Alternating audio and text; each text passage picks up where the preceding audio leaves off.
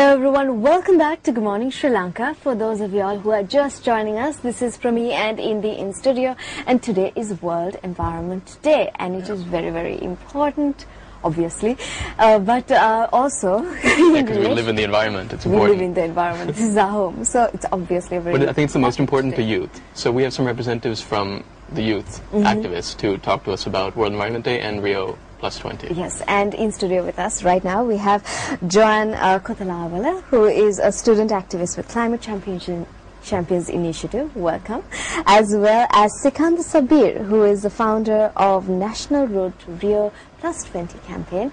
Welcome on the show. Good morning. Good morning. How are y'all doing today? Good, thank you. Good. All right, so World Environment Day, could you tell us a little bit about its significance? Yes, well, every year, the 5th of June has been declared by the UNEP as World Environment Day. And many people wonder, why dedicate just one day of the year to talk about environment issues. But I feel that the fact that everywhere around the globe it comes under a huge sort of a flagship of World Environment Day gives it a good platform for people to talk about issues. And it also gets people excited around the world to know that around the world on that day everybody is working towards a particular goal on raising awareness on environment issues.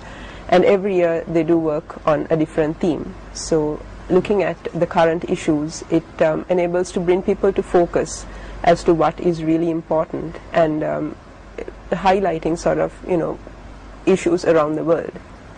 So this year what we have is the theme of green economy, and does it include you? So it's sort of economy. When you say green economy, people usually think that it's something left to policymakers and to the big shots out there. And when it says does it include you, it obviously tells us that each individual does play a part in that. So what is a green economy and how does it involve me? Okay, so basically the green economy would be where you promote obviously economic development and social equity, while at the same time you minimize the environmental risks and ecological issues. Okay. So that is where the theme sustainable development comes in, which is what Rio+20 is trying to address. And just like the video that you showed earlier, that is essentially what they're trying to encourage people around the world to do. Right. Living in one with nature, and just while promoting economic development, to also see that the environment is preserved and a certain amount of those funds are utilized in environmental protection. And this is especially significant when it comes to Sri Lanka now, because after 30 years of war, we are now in a rapid stage of development. Right. And I think what better time for Sri Lanka to take the initiative and to go on this path of green development, sustainable development. And we do have quite a lot of youth who are working on these initiatives. So that's how it relates to Sri Lanka. So we talked about World Environment Day and what it means for us, but on a global level, what are people doing, and what is this Rio+20 summit about? What does the +20 mean, first off? I think we could ask you, Sikandar. Yeah, okay. Before we go to Rio+20, just want to touch a little bit what Jan mentioned, sustainable development. Sri Lanka, after 30 years of war, finally we are free at last. And we are rapidly developing, highways, harbors, airports, etc. So development is really, really important, as well as it has to be sustainable. It has to be addressed the social issues of society, environment, and as well as economic. So sustainable development is not an option. It is only the path, it is one and only path which will lead to a secure, a safer and healthy environment, which will ensure the existence of our life and our future generation. So sustainable development is not an option. Rio+20 is an opportunity which leads to that sustainable development. Rio+20 is a place where people will think globally, but we have to act locally. Rio+20 it has quite a big history, and it mainly came to the topic in 1992, where 172 world leaders gathered in the Rio de Janeiro city in Brazil for a groundbreaking conventions on sustainable development, where the sustainable development was become one of the famous topic on that time. Later on it went down, and once again it came on to the peak in 2002 in Johannesburg, where world leaders gathered to celebrate, I can say, to celebrate the 10th anniversary of the Earth Summit in Johannesburg, which gave laws of conventions and which make the foundation which they made in 1992. They polished up the foundation, they made it a little bit stronger. And once again, after 20 years, the world leaders, they are meeting at Rio de Janeiro in this June to celebrate the 20th anniversary of Earth Summit, and to, to once again to revive the commitments, and to once again to polish up and to implement what they agreed, to implement what was suggested, what was proposed on that Rio Declaration on 1992. Okay, so they're meeting to implement some decisions they made 20 years ago. And plus 10 years Isn't that ago. a sign of a... So you spoke about sustainable development being the only option, but it seems like the default option is unsustainable development, overfishing, using fossil fuels. Yeah. And if the rest of the world developed that way, are they now asking places like Sri Lanka and India and China to slow down? Or should we sacrifice our growth for because they mess things up? Yeah, that's a quite a good question and a little bit tricky also. It's like this. It's said to be, most of the natural resources are, it's located in these developing countries or in the third world countries and the developing countries. We have more resources. But, most of developed countries, they have used all the resources. So they're depending on us, to grab all the resources what we have. So, yes, I think all of us, we have the right to use the natural resources. We have to use the natural resources. But we have to be more responsible, no? Yeah. It's not only the developed countries, take all the resources from us, and even we also have a right to develop. After 30 years of war, as John mentioned, the natural resources, yes, we do have, but we have to be more responsible to use those resources. Okay. Could you tell us a little bit about the issues that will be faced, that the countries will be studying at the Rio+20, because they discussed a certain thing 20 years ago, and a lot of those goals unfortunately have not been met. Could you tell us a little bit about where they will be heading from now? Rio+20, it has mainly two themes. The first thing is the green economy in the context of poverty eradication. Poverty, it is one of the most hottest topics I can say, which completely address on the Millennium Development Goals also. And the second theme is the institutional framework for sustainable development. Because we should need policy. There should be policies, there should be a doctrine which can guide our pathway, which can guide the effectiveness, which can guide the productiveness of that our implementation. So mainly it focuses on the institutional framework as well as the green economy to eradicate poverty. So those two are the main two themes. And it focuses on, on renewable energy, zero waste, and poverty, sufficiency, happiness, equity. That is one of the biggest, the concept, or one of the biggest, the term which is going to be discussed in Rio+20. Equity, because it's going to be really, really important, as you mentioned earlier, the developed countries and developing countries scenario. Okay, so Joanne, as a student activist, especially involved in climate change, Yes. how do these environmental issues affect Sri Lanka directly? Like, are we going to go underwater? Yes, the main problem with global warming that we see is rising seawater levels. So Sri Lanka, being an island nation, will definitely, one thing, land loss. And then also with the rising sea levels, it also means there's going to be increased salinity infiltration. Okay. So that is going to affect our agriculture. Right. And Especially so lagoon areas like Batiklo or exactly, Kalpiti. yes. So it will definitely have an impact on Sri Lanka, and also with the changing weather patterns, which I'm sure you would have noticed in the past couple of days, where this is supposed to be the monsoon season in Sri Lanka, and the weather patterns have changed so drastically. So that again just tell on agriculture, which is our main. But how much of that is just normal variation, and how much is man-made, and what can we do about it? Well, there is a debate at the moment as to how much of it is natural and how much of it is man-made, but the evidence pointing towards these phenomena being man-made is it's growing. There's more research being done on this, and scientists are learning more and more on it every day. And what we can do for it is, everyone talks about low carbon lifestyle. If I could just take a minute to explain what it means to have a low carbon lifestyle. Everything that we use, all sources of energy for our vehicles, to power electricity for our homes, workplaces, it's all from fossil fuels. And fossil fuels essentially are millions of years of carbon stored within trees and in animals.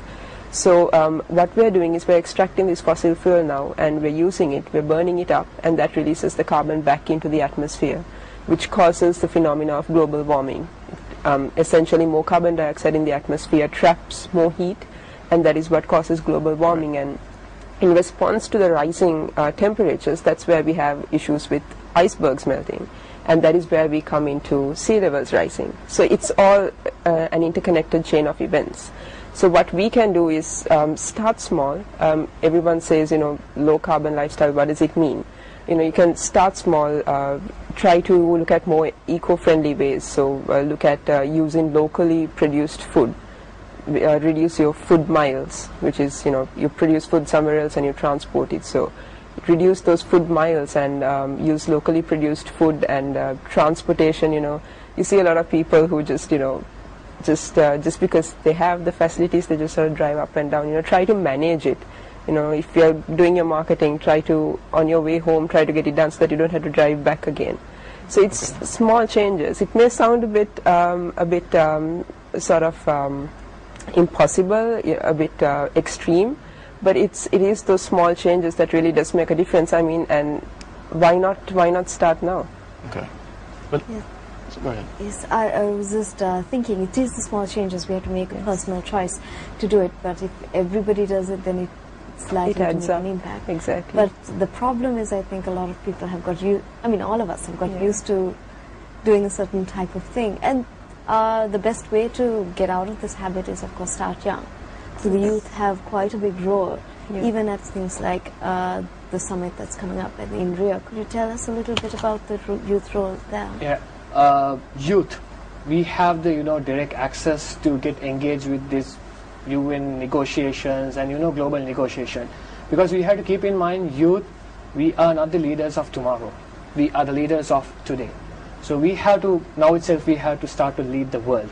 So Agenda 21, it directly says that we, the youth, the children and youth, have the direct access in Rio+20 negotiations. So from Sri Lanka, there will be a youth team will be going for Rio+20, and I'm one of the luckiest to be a part of this global negotiation. Yeah, you get to go to Brazil, that's fun. Rio+20 is going to be one of the biggest and one of the most important summit in our generation, because it gives a part, as I mentioned, it gives an opportunity to address this sustainable development. So in Sri Lanka, we started a campaign last October called National Road to Rio+20 campaign, which was a concept of 3 individuals, Rehan Fernando, Sahan Hotutua, and I was one of the founder of that mass youth movement in Sri Lanka. The main objective was, to spread the message of Rio+20, why it is really important, and we took the initiative to develop the youth policy document for Rio+20. And this initiative was with the National Youth Services Council Sri Lanka, British Council Global Changemakers, Colombo Operated Model United Nations, and Academy of Design, in collaboration with Laws of International and the national level organization. So we created a mass movement. It's not just, we just talk. We try to walk the talk. As John mentioned, we have to act. We have to act locally. We have to get engaged with the community. And you mentioned youth. We have the direct access to the people. We have the direct access to youth, government, UN, corporate bodies, etc. So you keep that in mind. We tried to, we did lots of workshops, we did lots of action-oriented projects, where we get into the ground, we put our hands to, to the soil, we planted more trees, etc. And we had a huge walk on April 1st in celebration of the Earth Hour. We celebrated the Earth's Day in April 22nd. And we developed the first draft of the policy document, and we hand over it to the National Youth Services Council and UN agencies to polish it up. So what's in this document? What does it recommend? What does it say? Yeah, the policy document, we mainly focus on some of the main unique things which are very unique to Sri Lanka. For example, we talk about the happiness. Today we are here, all of us are earning, we're so greedy. And our current consumption method, we are not so responsible, as she mentioned about the, production, the food production in locally. if we can act it, so we are becoming more responsible. So we are talking about mainly on happiness. And we are talking about the mindfulness. If you are mindful, if you are not greedy, so we can ensure the resources are there for our next generation. We talk about the equity. And we give our recommendations, especially on youth participation, on negotiations. We talk on education. We talk about awareness, especially the employment. Yeah, that's an interesting perspective, because too often environmentalism seems like something imposed from the top down, because poor people are almost by nature more environmentally neutral, because, I mean, they're eating local food, they're taking the bus, but it's not like they want that lifestyle. Yeah. I mean, I live that lifestyle also. It's not like you want to have a car, you want to go to a supermarket.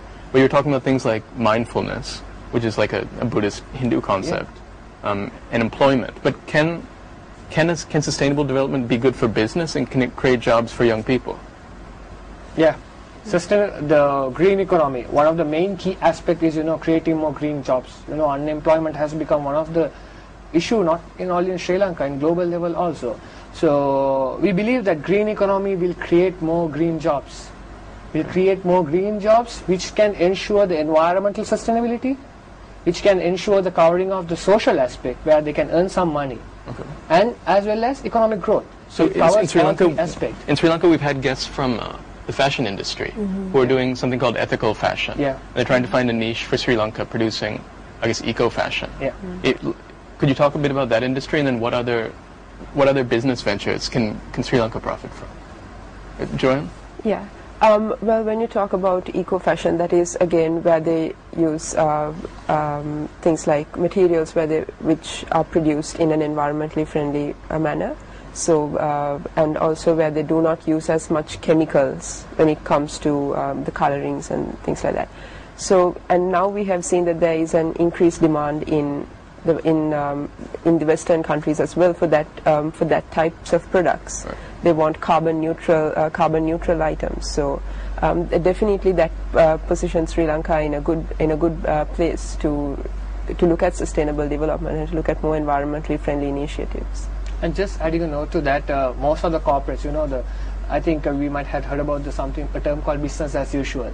So Rio+20 or the green economy concept will try to replace the brown economy, which is the current economic model, to a green economic model, which we call the green economy. From that, it will ensure the all three pillars: society, the planet, the environment, and the economy. So most of the corporates, moving green. It has become, one of the common topic. All the corporates moving green because investment. Because if you take the developed countries, they are more prefer on, the products which are more sustainable, which has less carbon footprint. So in Sri Lanka, we are really happy there are lots of industries, from apparel to production industries, which implement these green practices, green production methods. So that is already we can see in Sri Lanka, but we believe that we feel that it has to be, developed, and definitely one day I feel that green economy might lead the global economy. And let's hope that would be the final outcome. I'm not sure we have a choice. It's either that or it's either that or the black economy. Yeah, absolutely. But thank you so much for joining us. Unfortunately, we're at the end of the interview, but it was definitely very informative and learnt a lot about. Let's hope the Rio+20 summit, which is going to take place very soon, is going to be a little bit more initiatives are going to be more productive than the ones that came before. If it won't happen, but somehow we have to act locally. Individually, we have the responsibility. If we do it, we don't want Rio+20 or Rio+40. So everything, it has to come from each individual, from us.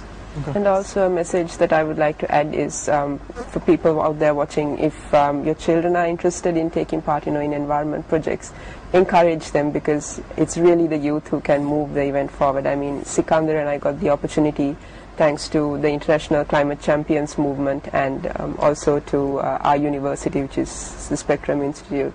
So we have a group of students there called the Green Army. So encourage youth that to take part in these things.